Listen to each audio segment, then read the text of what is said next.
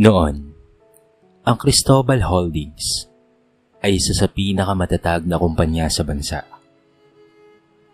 Pag-aari ito ni Don Cristobal, isang kilalang negosyanteng may puso para sa kanyang mga empleyado. Sa tuwing may meeting, lagi niyang sinasabi, "Hindi lang negosyo ang pinapatakbo natin, kung hindi ang mga pangarap ng bawat pamilya na umaasa sa atin." Ngunit tulad ng lahat ng bagay, may katapusan rin ng lahat. Isang umaga, kumalat ang balitang pumanaw na si Don Cristobal dahil sa atake sa puso. Naging tahimik ang buong kumpanya. Ang mga empleyado ay nagluksa, hindi lang dahil sa pagkawala ng kanilang boss, kung hindi sa takot sa kung ano ang mangyayari sa hinaharap. Pagkaraan ng ilang linggo, ang pamumuno ay ipinasa sa kanyang anak na si Tristan, isang binatang sanay sa marangyang buhay, pero walang karanasan sa negosyo. Tahimik lamang siya noong unang araw niya bilang presidente. Ngunit sa loob-loob ng mga manager ay mayroong kaba, sapagkat alam nilang hindi ganoon kadali ang humawak ng isang negosyo. Sa simula, tila maayos pa ang lahat. Unti-unting nagbago ang ihip ng hangin. Ang mga desisyon ni Tristan ay napakabilis. Maraming pagbabago at madalas ay hindi pinag-iisipan. Inalis niya ang ilang department heads na matagal nang naglilingkod. Pinalitan niya ng mga bagong tao, mga kaibigan, kakilala, at minsan pa nga'y mga influencer na walang alam sa negosyo. Sa bawat buwan na lumilipas, bumababa ang kita ng kumpanya. Ang mga kliyente ay nagsisialisan at ang mga empleyado unti-unti nang natatakot para sa kanilang hinaharap. Hanggang isang araw, nag-meeting ang mga manager. Nasa malaking conference room sila. Si Anthony ang operations manager, si Franz ang finance head, at si Grace naman ang HR director. Tahimik ang lahat habang binabasa ni Franz ang financial report. "Negative tayo ulit. Pangatlong buwan na. Kung magpapatuloy ito, baka wala na tayong sweldo sa susunod na quarter," sabi ni Franz habang nanginginig ang kamay. Hindi alam ng bagong presidente ang ginagawa niya, singit naman ni Anthony. Pinagbabasehan niya ang mga gusto niya, hindi ang pangangailangan ng kumpanya. Tahimik lamang si Grace, nakayuko. Tumingin siya sa labas ng bintana kung saan nakikita ang mga janitor na abalang-abala sa paglilinis. Sa kanila, naroon si Mang Esteban, ang bagong janitor. Payat, may bahid ng katandaan sa muka, at laging tahimik. Walang nakakapansin sa kanya. Para sa lahat, isa lamang siyang ordinaryong janitor na bagong pasok. Ngunit kung titingnan mo ng mabuti, may kakaiba sa paraan ng kanyang pagkilos. Parang kilala niya ang gusali, ang mga dokumento, at ang mga galaw ng mga tao sa loob ng kumpanya. Isang araw, habang nagwawali siya sa hallway, narinig niya ang usapan ng mga manager. Tahimik siyang nakinig habang dahan-dahang pinupunasan ng sahig. "Hindi ko na alam kung ano ang gagawin natin," sabi ni Anthony na napasubsob sa mesa. "Kung buhay lang sana si Don Cristobal." Napahinto sa pagwawali si Mang Esteban. May kumirot sa kanyang dibdib. Dahan-dahan siyang napatingin sa larawan ni Don Cristobal na nakasabit roon sa dingding. May munting ngiti sa kanyang labi. Para bang may mga alaala siyang bumabalik. Sa loob-loob niya, merong boses na bumubulong. "Hindi pa tapos ang laban hanggat may natitirang pag-asa." Ngunit sa oras na yon, wala pang nakakaalam kung sino ba talaga si Mang Esteban. Tahimik lamang siya, nagtatrabaho, at parang walang pakialam sa mga nangyayari. Ngunit sa likod ng kanyang katahimikan, may nakatagong kwento ng pagkakanulo, pagkawala, at paghihiganti. Isang lihim na magpapabago sa buong kumpanya. Pagkalipas ng ilang linggo, tila lalo pang lumala ang kalagayan ng Cristobal Holdings. Bumaba na ang halaga ng stocks at ilang investors na rin ang umatras. Ang mga empleyado ay araw-araw na nagbubulungan sa pantry. May mga balitang baka magsara na raw ang kumpanya bago matapos ang taon. Pero sa gitna ng lahat ng ito, isang nilalang lang ang tila hindi apektado. Ang tahimik na janitor na si Mang Esteban. Araw-araw ay maaga siyang dumarating. Pagdating pa lamang ng 5:00 ng umaga ay naroon na siya. Bitbit ang map, timba, at maliit na bag na tila luma na sa tagal ng paggamit. Laging nakatungo, ngunit kapag tumitingin ay may lalim ang mga mata. Parang may mga lihim na itinatago roon. Sa tuwing naglilinis siya sa opisina ni Franz, napapansin ng finance head na palagi nitong inaayos ang mga papeles na para bang alam na alam kung saan dapat ilagay. Isang araw, hindi napigilan ni Franz na magtanong, "Mang Esteban, paano mo po nalalaman kung aling file po ang para sa current quarter at alin ang para sa archive? Bagong sistema na po ito." Ngumiti lamang ang matanda, sabay sagot ng mahinahon, "Matagal na po akong sanay sa mga ganitong ayos. Ang negosyo po, halos pare-pareho lang. Kailangan lang ng tamang pagkakasunod-sunod po." Napakunot ang noon ni Franz. May tono ng karunungan ng boses ng janitor. Parang hindi lamang basta karanasan sa pagwawalis o pag-aayos ng basurahan, kung hindi karanasan sa mas malalim na bagay. Ngunit pinabayaan niya na lamang ito. Iniisip na baka dati itong nagtatrabaho sa accounting office ng ibang kumpanya. Samantala, sa kabilang bahagi ng gusali, ay abala si Anthony sa pag-aayos ng report para sa board meeting. Lumingon siya sa bintana at nakita si Mang Esteban na nakaupo sa gilid, kumakain ng pandesal at kape sa isang lumang plastik na tasa. Napangiti si Anthony. "Sana, ganyan lang kasimple ulit ang buhay," bulong niya sa sarili habang pinagmamasdan ng matanda.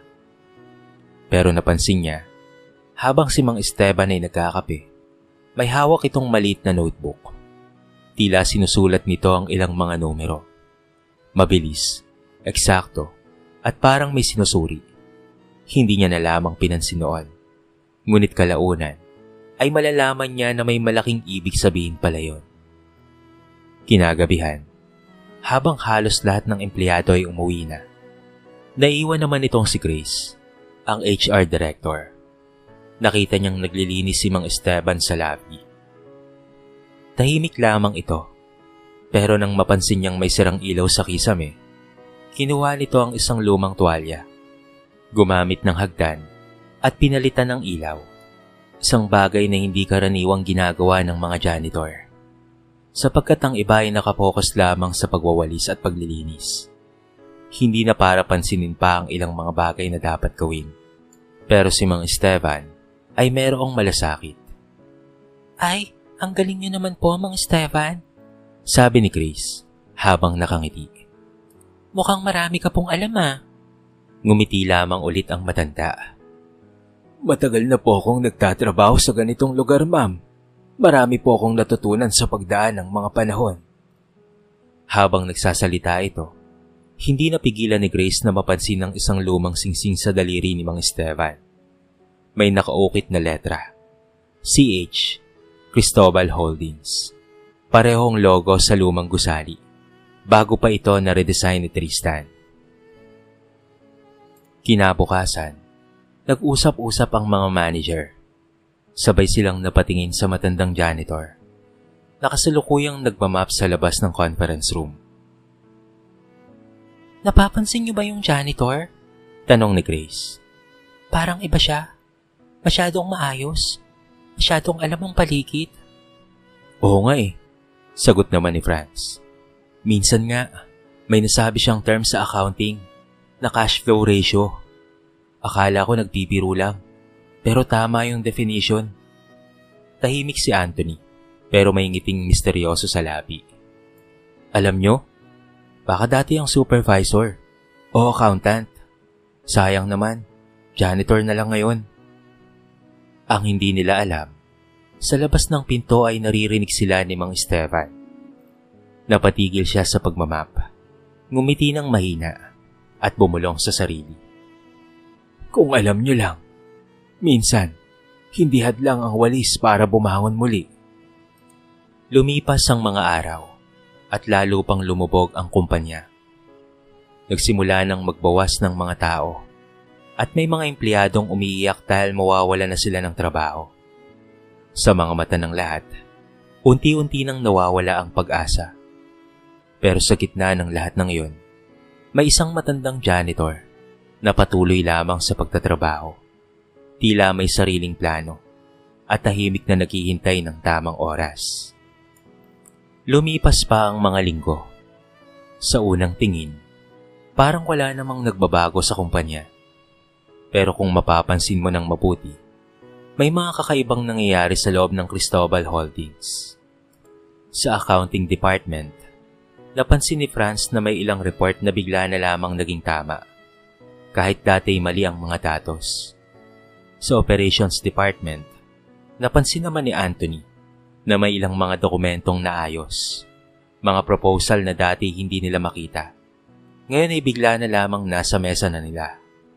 Kompleto, malinis, at may mga annotation sa gilid. At sa HR naman, may ilang empleyado na nagsasabing may matandang lalaki raw na nagbibigay ng payo kung papaanong mapapaganda ang performance nila. Kakaiba yung matandang yon. Ang sabi niya, pag gusto mong mapansin ng kumpanya, huwag kang maghihintay ng utos, gumawa ka ng solusyon. Sabi ng isang empleyado kay Grace. Napaisip si Grace. Matandang lalaki? Tanong niya. Si Mang Stefan ba yon? Tumango naman ang empleyado. Opo ma'am, tahimik lang siya pero parang alam niya ang lahat. Kahit patungkol sa management, meron po siyang alam. Isang gabi, halos maghahating gabi na, naiwan si Franz sa opisina. Pinipilit tapusin ang financial report. Pagod na pagod siya. Bigla niyang narinig ang boses sa likod. Sir Franz, napalingon siya. Si Mang Esteban, may dalang kape at tinapay. Pasensya na po ha, at napansin ko pong hindi pa po kayo kumakain.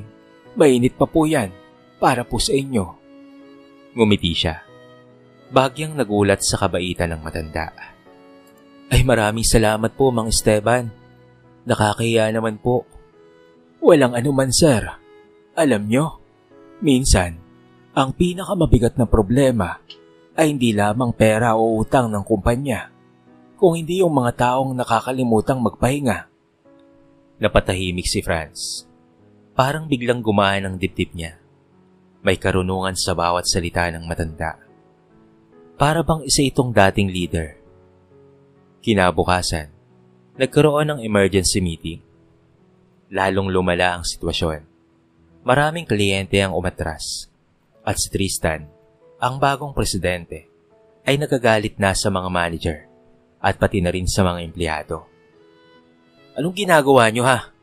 Sigaw ni Tristan habang hinahampas ang mesa. Pinahiya niyo ako sa mga investors. Hindi ako pwedeng mapahiya. Tahimik lamang ang mga manager. Sa loob-loob nila, alam nilang kahit anong paliwanag ay hindi nito maiintindihan. Ang negosyo para kay Tristan ay parang laruan lamang, hindi isang responsibilidad.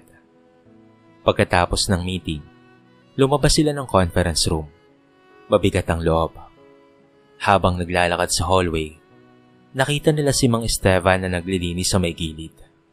Napatingin si Anthony, saka napabuntong hininga.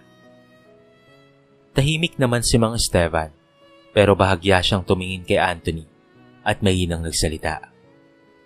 Baka kailangan lang niyang makita ang dahilan kung bakit itinayo ng ama niya ang kumpanyang ito. Biglang nagulat si Anthony. Anong ibig niyong sabihin? Ngumiti lamang si Mang Esteban. Ang negosyo, sir, Hindi lang dapat pinapatakbo. Dapat din inaalagaan, katulad ng isang puno. Hindi mo lang dapat diligan kapag may bunga. Dapat alagain mo kahit wala pa. Hindi man niya lubos na maintindihan noon, tumatak sa isip ni Anthony ang mga salitang iyon. Pagkalipas ng ilang araw, napansin ni Grace na may kakaibang pattern sa mga email na natatanggap nila. May mga draft proposal at plano na biglang lumalabas sa system, pero hindi nila alam kung sino ang gumawa nito. Mga dokumento ng bagong marketing strategy. Mga mungkahi kung papaanong may babalik ang tiwala ng mga dating kliyente. At ang kakaiba, lahat ng file name ay may 3 letra lamang. SVN. Sino kaya si SVN? Tanong ni Franz.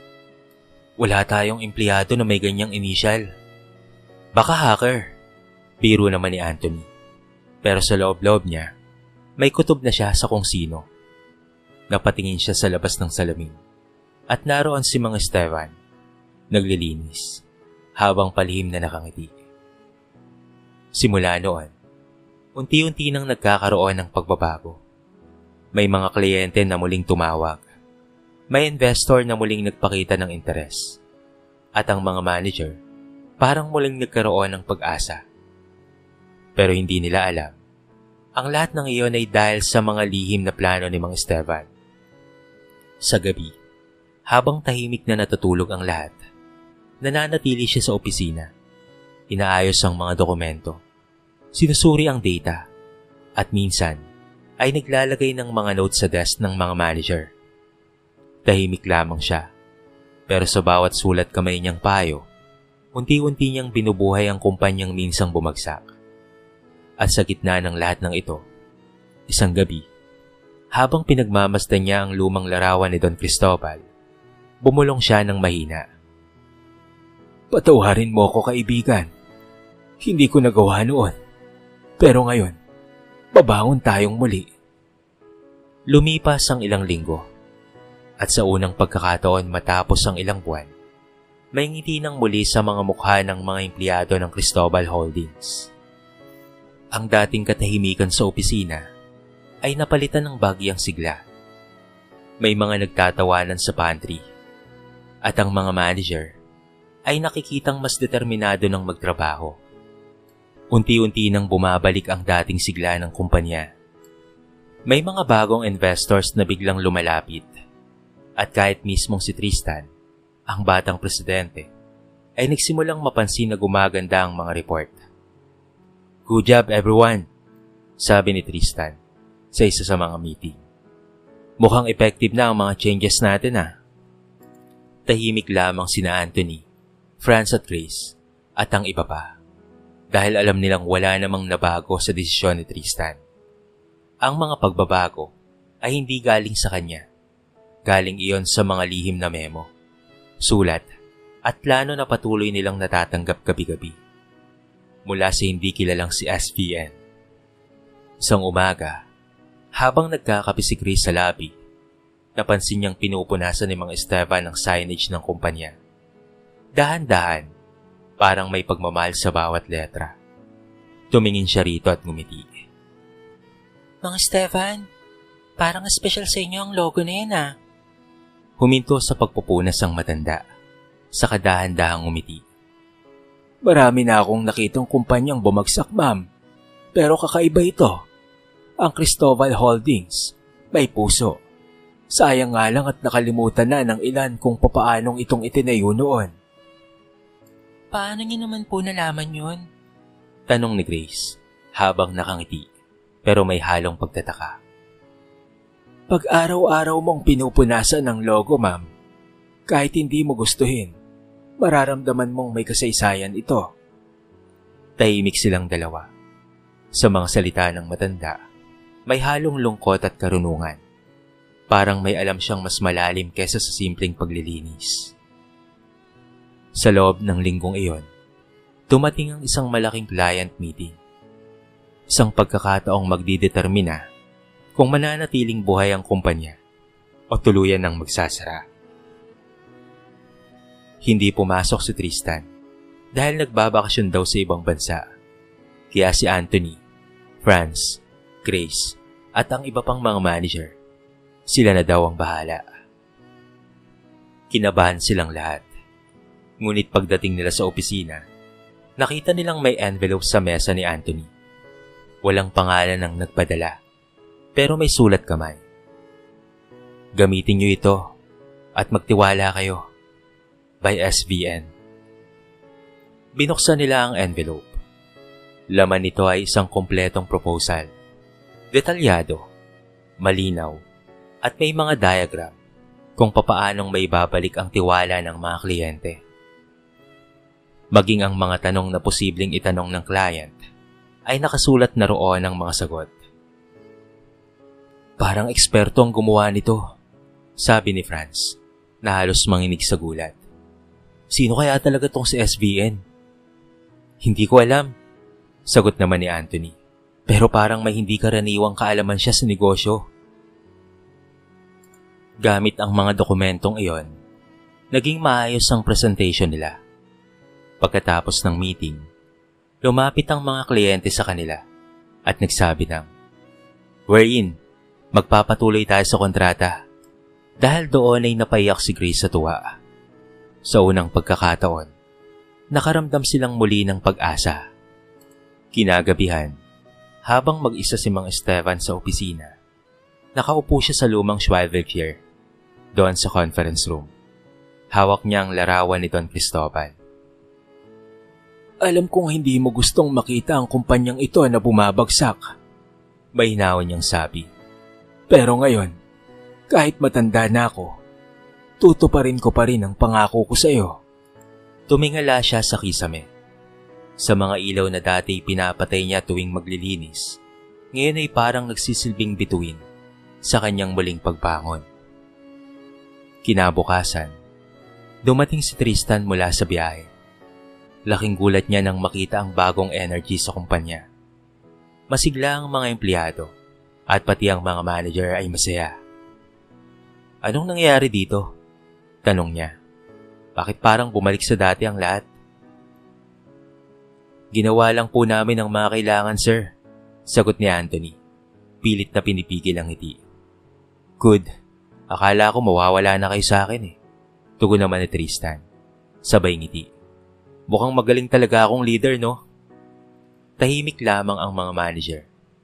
Pero sa kanilang mga isip, alam nilang ang tunay na dahilan ng pagbabalik ng kumpanya ay hindi ang batang presidente, kung hindi ang tahimik na matandang janitor na naglilinis sa sulok ng opisina. Ito ay walang iba kung hindi si Mang Esteban. Ngunit habang unti-unting bumabalik ang tagumpay, may kakaibang tensyon na nabubuo. Si Tristan, napansin na parang may gumagalaw sa likod ng kanyang pamumuno. At minsan, nang dumaan siya sa lobby, nakita niya si Mang Esteban na nakaupo, nakatingin sa lumang larawan ng kanyang ama. Sandaling nagtama ang kanilang mga mata, at sa hindi may paliwanag na dahilan, parang may kilalang aura si Tristan sa matandang iyon. Parang nakita niya na ito dati. Matagal na, sa mga lumang litrato ng kumpanya. Makalipas ang 3 buwan, akala ng lahat ay tuluyan ng magbabalik ang dating sigla ng Cristobal Holdings. Akala nila'y tuloy-tuloy na ito. Ngunit sa mundo ng negosyo, ang tagumpay ay madalas sinusubok ng panibagong unos. Isang Lunes ng umaga, dumating ang balitang ang pangunahing investor ng kumpanya ay biglang umatras. Hindi lamang biglang umatras, kinuha pa nito ang malaking bahagi ng puhunan na ipinangpapatakbo ng kumpanya. Mabilis na kumalat ang mga balita. Ang mga empleyado ay nagpanik. Ang mga manager, halos hindi na alam kung ano ang gagawin. Nawalan tayo ng 60% na pondo, sabi ni Franz, habang hawak ang financial report. Hindi natin kayang makapag-operate ng ganito. Paano na ang kumpanya? Tuluyan na tayong babagsak. May takot na saad ni Franz. Paano na kaya to? Sabi naman ni Grace, na halos may iyak na. Wala na tayong pambayad sa mga suppliers. Pati mga empleyado, mag-aalisa na. Tahimik lamang si Anthony. Nakaupo sa sulok ng conference room. Hawak ang kanyang ulo. Tila nawawala na rin ng pag-asa. Ito na ba ang katapusan natin? Bulong niya. Nagmamadaling dumating si Tristan. Galit na galit. Sumisigaw habang binubuksan ang pinto. Anong klaseng management to ha? Puro kayo report pero wala naman kayong solusyon. Walang nakapagsalita. Lahat ay natulala. Ngunit sa hindi kalayuan, nakita nilang dahan-dahang pumapasok sa conference room si Mang Esteban. Bitbit ang lumang map at isang maliit na notebook. Tahimik lamang siya, pero may kakaibang aura. Ang dating yumuyuko, ngayon ay nakatayo ng tuwid. Parang may tinig na gustong marinig ng lahat. Pasensya na po, sir. Mahinaong sabi ni Mang Esteban. Narinig ko lang ang usapan nyo. Baka may maitulong po ako. Lumingon si Tristan. Halatang naiinis. Ano? Tulong? Janitor ka lang, Mang Esteban. Hindi mo maintindihan ang sitwasyon ng kumpanya. Tahimik ang lahat. Ramdam ang bigat ng bawat salita. Ngunit sa halip na mapahiya, ngumiti lamang si Mang Esteban. May katahimikan sa kanyang anyo. Isang katahimikang nagbibigay ng kakaibang presensya sa silid. Alam ko pong maliit lamang po ang tingin nyo sa akin. May naon niyang sabi. Pero minsan, kailangan lang makinig ng kumpanya sa pinakamababang tao sa loob nito. Tumayo si Anthony. Tila may naaalala. Mang Esteban, ano po bang ibig niyong sabihin? Dahan-dahang lumapit ang matanda sa mesa. Binuksan niya ang kanyang maliit na notebook at ipinakita ang ilang plano, graphs at pati na rin mga notes. Detalyado, organisado at napakalinaw. Ito po ang tunay na problema, sabi niya habang itinuro ang mga numero. Hindi sa kakulangan ng pera bumabagsak ang kumpanya. Bumabagsak ito dahil sa kakulangan ng tiwala, direksyon at malasakit. Tahimik ang lahat. Ang bawat salita niya ay parang latay sa hangin. Malumanay pero malalim. Kung patuloy tayong magtuturo kung sino ang may kasalanan, hindi tayo makakabangon. Pero kung magsisimula tayong magtulungan, may pag-asa pa. At paano mo naman nalaman yan ha? Sabi ni Tristan. Hindi mo naman alam ang negosyo namin. Dahan-dahan siyang lumingon sa binata. Ngumiti ng mapait. At sa unang pagkakataon, ang kanyang boses ay naging buo. Matatag. Parang leader na sanay sa boardroom. Alam ko, Tristan. Dahil ako mismo ang nagturo sa ama mo kung paano itong patakbuhin. Biglang natahimik ang buong silid. Lahat ng mga mata ay nakatuon kay Mang Esteban. Si Franz, halos mabitawan ang hawak na papel. Si Grace naman ay natulala. Si Anthony ay napahawak sa kanyang dibdib. Anong ibig mong sabihin? Tanong ni Anthony, halos pabulong. Ako si Esteban Villanueva, dating CEO ng Villanueva Trading, ang kumpanyang pinagsimula ng Cristobal Holdings. Kaibigan ako ng ama mo, Tristan, at dating co-founder ng kumpanyang ito bago ako ipinagkanulo ng sarili kong mga kapatid. Napahawak sa ulo si Tristan. Tila hindi makapaniwala sa narinig. Kaya pala, bulong ni Franz. SVN, Esteban Villanueva. Ngumiti si Mang Esteban. May bakas ng pagod at pait sa kanyang mukha, pero may liwanag sa kanyang mga mata. Oo, tama, sabi niya. Matagal na akong nawala sa mundong ito, sa mundo ng pagninegosyo. Pero ngayong nakikita kong muli kayong nawawala, hindi ko kayang tumalikod ng basta na lang. Tumingin siya sa tatlong manager at sa mabigat na katahimikan ng silid. Binigkas niya ang mga salitang magpapabago sa lahat. Ako na ang bahala. Tahimik. Walang kumibo. Pero sa sandaling iyon, ang mga salitang iyon ay parang apoy na muling nagpasiklab ng pag-asa. Ang mga mata ni Anthony ay nagniningning. Si Grace ay napaluha, habang si Franz naman ay nagulat. Hindi siya makapaniwala. Pero merong ngiti dahil sa unang pagkakataon matapos ang matagal na panahon ay bigla na lamang sumulpot si SVN at ito'y nagpakilala na. Kung ganun, tulungan niyo po kami, Mang Esteban, sabi ni Anthony. Sabihin niyo po kung ano ang dapat naming gawin. Ngumiti si Mang Esteban. Simula ngayon, hindi na ako janitor. Gagabayan ko kayo kung papaano muling itatayo ang Cristobal Holdings. Hindi bilang boss, kung hindi bilang taong natutong bumangon mula sa pagkadapa. Matapos ang revelasyong iyon, tila muling nagkaroon ng bagong pag-asa ang buong kumpanya. Noong una, hindi pa rin makapaniwala ang mga empleyado. Ang matandang nagwawali sa hallway na araw-araw nilang nakikitang tahimik at mapagpakumbaba ay siya palang dating co-founder ng Cristobal Holdings. Ang taong itinuring na matagal nang nawala sa industriya. Ngunit para kay Mang Esteban, ang pangalan ay wala ng halaga. Ang mahalaga ay kung papaanong muling maitatayo ang pundasyong minsang binagsak ng kasakiman. Kinabukasan, maagang dumating si Mang Esteban sa opisina. Hindi na siya nakasuot ng pang-janitor. Bagkos ay nakaputing polo at maayos na pantalon. Subalit na natili ang kanyang simpleng ngiti. Ang ngiting puno ng karanasan at kababaang loob. Sa unang meeting bilang advisor, walang sermon, walang yabang. Tahimik lamang niyang inilatag ang mga plano na para bang binabalikan ng mga aral ng nakaraan. Ang una niyong gagawin, sabi niya, ay ibalik ang tiwala ng mga tao. Hindi sa press release, hindi sa mga pangako, kung hindi sa gawa. Iayos niyo ang loob ng kumpanya bago ang labas. Alamin kung sino sa mga empleyado ang may puso pa.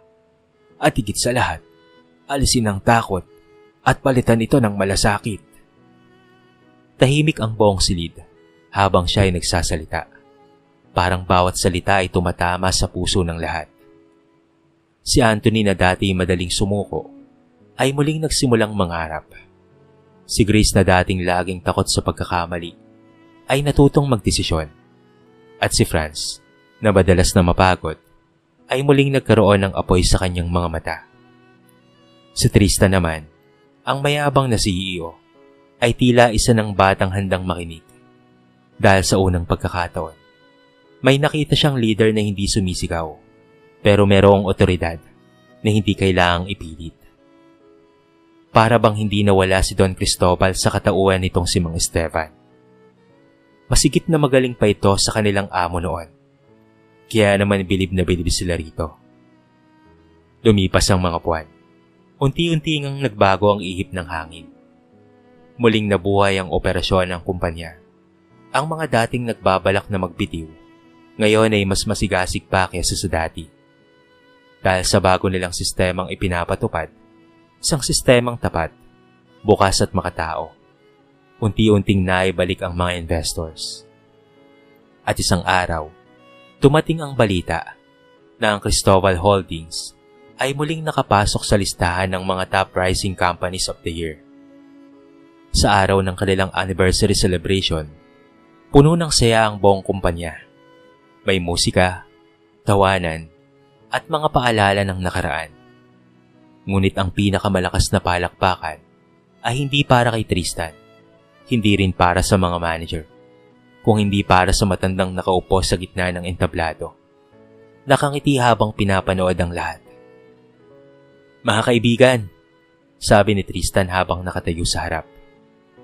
Ang tagumpay na ito ay hindi dahil sa akin, kung hindi dahil sa isang taong nagpamulat sa atin kung ano ang ibig sabihin ng tunay na leader. Tumayo si Mang Esteban. Medyo nanginginig na. Ngunit matatag pa rin ang tinig. Hindi ako ang dahilan kung bakit kayo nagtagumpay, mahinahon niyang sabi. Kayo ang tunay na dahilan kung bakit ako bumalik. Tahimik ang lahat. Narinig lamang ang paghinga ng mga tao sa paligid. Ang kumpanya ay parang tao, patuloy niya. Kapag nagkasakit, hindi kailangan ng galit, kailangan ng gamutan. At ang gamot sa isang organisasyong nawawala sa landas ay hindi pera o posisyon, kung hindi malasakit at katapatan. Nagpalakpakan ng lahat. Tuwang-tuwa sila at masayang-masaya sila sapagkat muling lumago at muling nagtatagumpay ang kanilang kumpanya. Pagkaraan ng ilang taon, ang Cristobal Holdings ay naging isa sa pinakamatagumpay na kumpanya sa bansa. Nagbukas sila ng mga programa para sa mahihirap. Nagbigay ng oportunidad sa mga estudyanteng walang kaya. At nagpatayo ng Villanueva Training Center, isang paaralan para sa mga kabataang gustong matutong mamuno ng may puso. At sa gitna ng gusaling iyon, may isang estatwa na nakatayo. Ang imahe ng isang matandang janitor. May hawak na map sa isang kamay at libro naman sa kabila. Sa ilalim nito, nakaukit ang mga salitang, "Hindi kailangan maging mataas para makatulong. Ang tunay na leader, nagsisimula sa pagiging lingkod." Esteban Villanueva o Mang Esteban. Sa bawat bagong empleyado na pumapasok sa kumpanya, lagi nilang naririnig mula sa mga nakatatanda. Alalahanin nyo kung papaanong binuhay ng isang matandang janitor ang kumpanyang ito. Sana ay maging maganda ang samahan natin dito sa ating kumpanya. Nakangiting sabi ni Tristan, na ngayon ay hindi na isang presidente na walang punteriya, kung hindi isang magaling na rin na presidente. Dahil sa tulong at mga payo ni Mang Esteban, na kailanman ay hindi niya makakalimutan, maging ng 3 managers at pati na rin ng mga empleyado. Sino nga bang mag-aakala na ang isang janitor ay dati palang co-founder ng isang napakalagong kumpanya? Bumagsak, pero muling bumangon, hindi para sa kanyang sarili, kung hindi para sa mga taong mas nangangailangan. Ito ay walang iba kung hindi si Ginoong Esteban Villanueva o mas kilala na si Mang Esteban.